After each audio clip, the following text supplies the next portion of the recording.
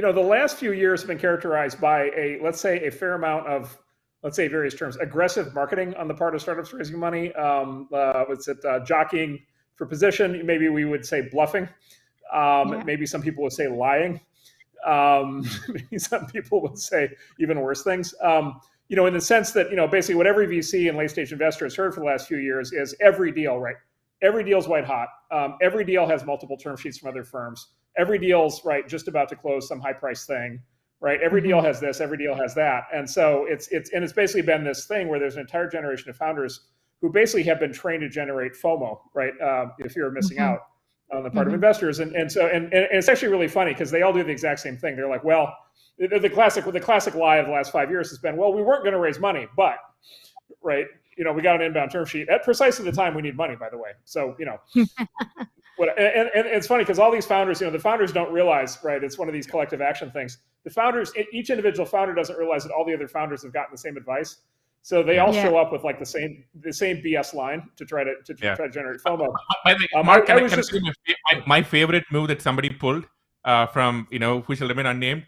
This person accidentally screen shared, quote unquote, their calendar, which just accidentally had back-to-back meetings with pretty much all the top venture capital firms, and they were like, "Oh, oops, I didn't mean to show that." And I somehow don't see that happening these days. I had friends who did that 15 years ago, so that's a very old tactic. That's an old tactic. now it's like the shared Google data room that everybody else can see who else is in there. That one happened to Or if a consumer app, it's the early preview access in which all of the other users are all the other VCs. Yep. Right. And so basically it was a whole world of advice, this whole ecosystem of advice formed at generating FOMO. And I did a little Googling right before the show.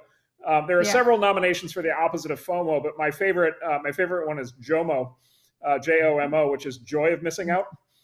And so, right.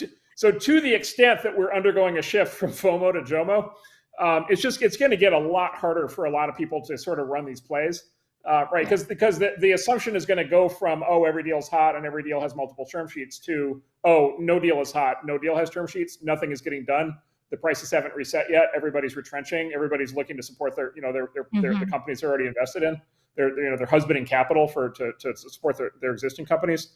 And so if this really is this big of a shift, it's going to be a shift at JOMO. And then in that case, just, even when rounds happen, number one, they'll happen at much lower prices, but also they're just going to take a lot longer, right? There's going to be a lot more, and the older people on the call will remember, 15 years ago, you as a VC, you had a long time to look at a deal, right? You could often be looking and kicking the tires for months, and not that that's good. I'm not saying that that's necessarily the environment you want.